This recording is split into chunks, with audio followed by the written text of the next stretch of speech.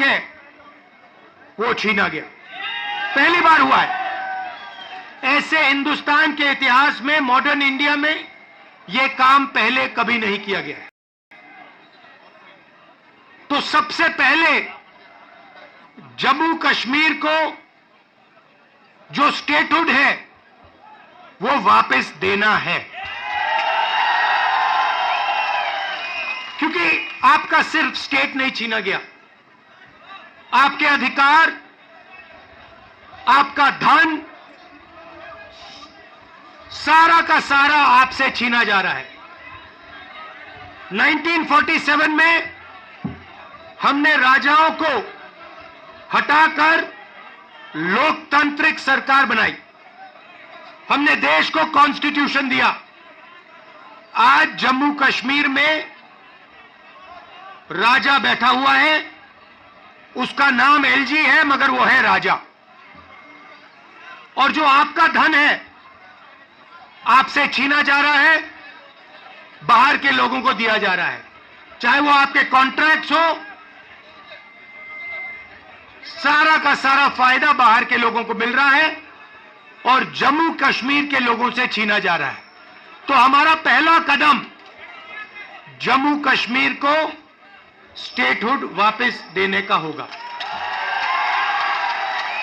हम चाहते थे कि चुनाव से पहले आपको स्टेटहुड मिले और स्टेट बनने के बाद चुनाव हो।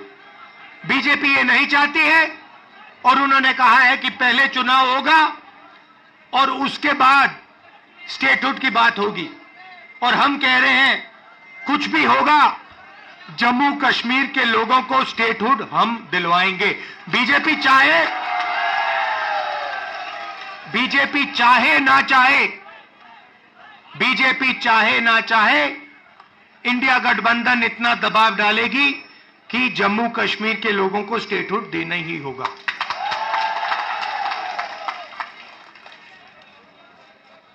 यहां पे हम सब जानते हैं कि बिजली के प्रोजेक्ट्स बनाए जा रहे हैं, मगर सच्चाई है कि बिजली के प्रोजेक्ट्स का फायदा आपको नहीं मिलता है। कहा गया है कि प्रोजेक्ट के 5 किलोमीटर रेडियस में आप लोगों को बिजली मिलेगी, फ्री में बिजली मिलेगी, मगर वो नहीं हो रहा है। और बिजली के प्रोजेक्ट्स का फायदा आप लोगों को मिलना चाहिए। स्टेटहुड मिलेगा, चुनाव में हम जीतेंगे तो ये काम हम आपके लिए करके देंगे।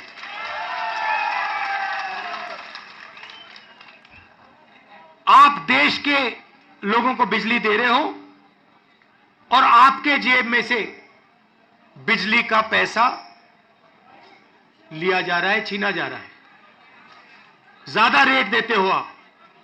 ये अन्याय है, इसको हम ठीक करेंगे।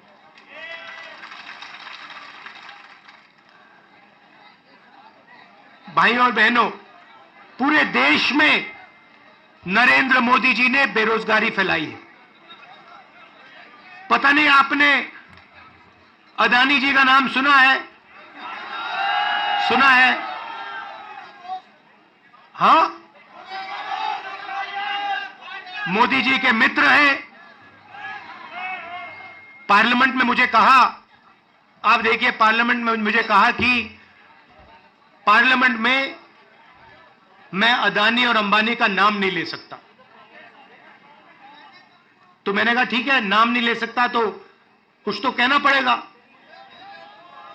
तो A1 A2 नाम दिया मैंने उनको। हम दो, हमारे दो, नरेंद्र मोदी, अमित शाह, अंबानी, अदानी, इनकी सरकार चल रही है। और अगर कोई छोटा काम करता है, मजदूरी करता है, छोटा बिजनेस चलाता है, होटल चलाता है, टूरिज्म का बिजनेस चलाता है, तो उसके लिए नरेंद्र मोदी जी जीएसटी लाते हैं, नोटबंदी कराते हैं और बैंक के दरवाजे बंद कर देते हैं। और पूरी की पूरी सरकार इन 2 अरबपतियों के लिए चलाई जा रही है। ये मैं आपको कहता हूं, तो ये जो आपसे स्टेटहुड छीना गया है, इसका भी लक्ष्य उन्हीं 2 अरबपतियों की मदद करने का है। कश्मीर के जो लोग हैं, जो व्यापारी हैं, जो इस प्रदेश को, इस देश को रोजगार देते हैं, चाहे वो टूरिज्म की बात हो, हैंडीक्राफ्ट की बात हो, उन सबको ये दबा कर रखते हैं। जो हालत देश में है, उससे खराब हालत जम्मू कश्मीर में है। देश से ज्यादा बेरोजगारी यहां जम्मू कश्मीर में। और ये उल्टी सीधी बात करते हैं। कभी नरेंद्र मोदी समुद्र के नीचे चले जाते हैं, कभी हवाई जहाज में उड़ते हैं, कभी किसी नेता से गले लग जाते हैं, मगर बेरोजगारी के बारे में इन्होंने कुछ नहीं किया है। तो यहां हमारे एक युवा नेता हैं, एक बात मानकर चलो, यहां पर कांग्रेस पार्टी की अलायंस की सरकार आ रही है।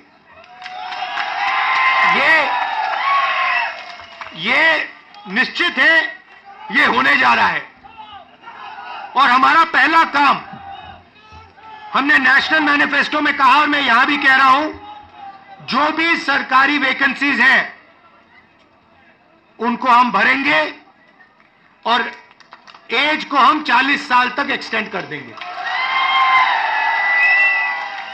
जो डेली वेज का काम करते हैं उनको हम रेगुलराइज करेंगे, परमानेंट करेंगे और उनकी जो आमदनी है उसको हम बढ़ाएंगे। मगर हमारा लक्ष्य होगा कि हम सबको लेकर एक साथ मिलकर जम्मू कश्मीर की सरकार चलाएं, सबकी रिस्पेक्ट हो, सबको एक साथ लेकर हम चलें। और जैसे मैंने देश में, वहां बाकी देश में कहा, भारत जोड़ो यात्रा में हर स्टेट में कहा, नफरत को मिटाना है। जहां भी ये नफरत की दुकान खोलेंगे, जहां भी ये नफरत फैलाएंगे, वहां हम मोहब्बत की दुकान खोलेंगे। आखिरी बात मैं आपसे कहना चाहता हूं, इतनी सुंदर जगह है, चुनाव के बाद मुझे यहां आना पड़ेगा। और ये जो आपने वकार जी कर्रा साहब, ये आपने जो मेरा 45 मिनट का प्रोग्राम यहां बनाया है, यह आपने मुझे ठग लिया। यहां पे कम से कम 1 दिन, 2 दिन, 3 दिन का प्रोग्राम बनना चाहिए। मुझे ऐसी जगह देखने को नहीं मिलती है। ऐसे प्यारे लोग, कम से कम यहां मुझे 2-3 दिन के लिए लाइए और यहां घुमाइए।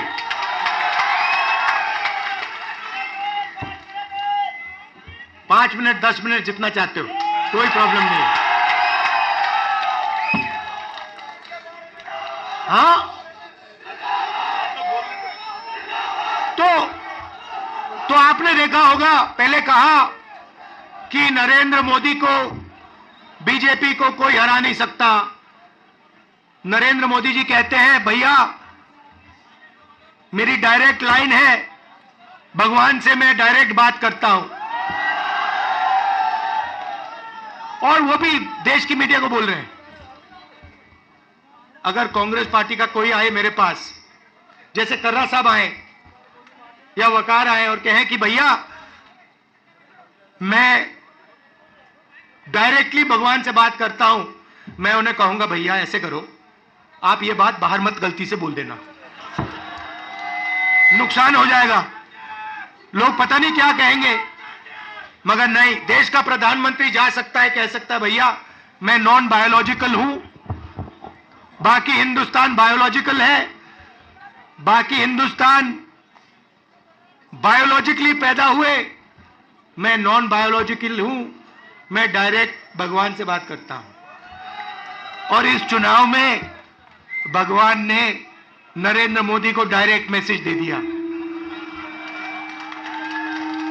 कि भैया, आपको लगता है कि आप भगवान से बात करते हो, मगर भगवान आम जनता से बात करता है और भगवान आम जनता की राय को सुनकर काम करता है। तो हमने नरेंद्र मोदी को साइकोलॉजिकली उड़ा दिया है। मैं आपको बता रहा हूं, मैं पार्लियामेंट में बैठता हूं, उनके सामने पार्लियामेंट में बैठता हूं, पूरी कॉन्फिडेंस गायब हो गई उनकी। इंडिया गठबंधन खड़ा हो गया, एक साथ मिलकर हम लड़े, पूरी की पूरी कॉन्फिडेंस हिंदुस्तान के प्रधानमंत्री की गायब हो गई है। आप मुझे बताओ, आप देखो, उन्होंने पहले कहा कि जाति जनगणना नहीं होगा, हमने कहा जाति जनगणना होगा। अब आरएसएस के लोग कह रहे हैं भैया जाति जनगणना सही बात है। फिर वो उन्होंने कहा कि हम लैटरल एंट्री से बाहर के लोगों को सरकार में लाना चाहते हैं, हमने कहा ऐसे नहीं होगा। पार्लियामेंट में बात उठाई, थोड़ा सा दबाव डाला, बीजेपी के लोग कहते हैं नहीं भैया लैटरल एंट्री नहीं होगी। तो अब एक बात समझ लो, अब नरेंद्र मोदी हिंदुस्तान की जनता से डरते हैं और अब बस थोड़ा सा समय बचा है, नरेंद्र मोदी, बीजेपी, इनको हम सरकार से हटा देंगे।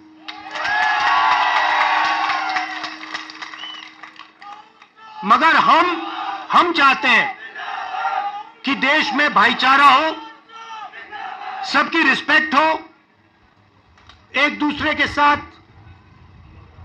इज्जत से बात हो।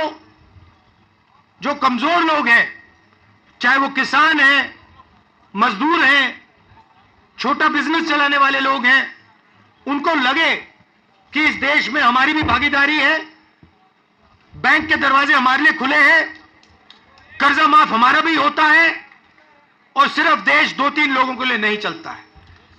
ये हम चाहते हैं और यही काम हम जम्मू कश्मीर में शुरू करेंगे। और कुछ ही समय में आप देख लेना, यहां पे ये आप वकार जी यहां पे चुनकर जाएंगे, आप जिताओगे इनको, हमारी सरकार बनेगी और ये आपके लिए पूरे दिल से दम लगाकर आपके लिए काम करेंगे। वकार जी, ये आप मुझे एक वायदा करो कि यहां पे आप मुझे 1-2 दिन के लिए लाओगे और यहां के लोगों से मतलब अच्छी तरह, जैसे ऐसे नहीं मगर अच्छी तरह मिलाओगे। गूल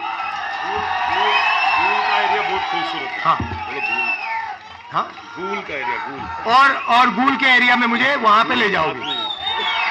आप सबका दिल से बहुत बहुत धन्यवाद, आपने इतने प्यार से मेरा स्वागत किया। धन्यवाद, नमस्कार, जय हिंद, शुक्रिया। शुक्रिया।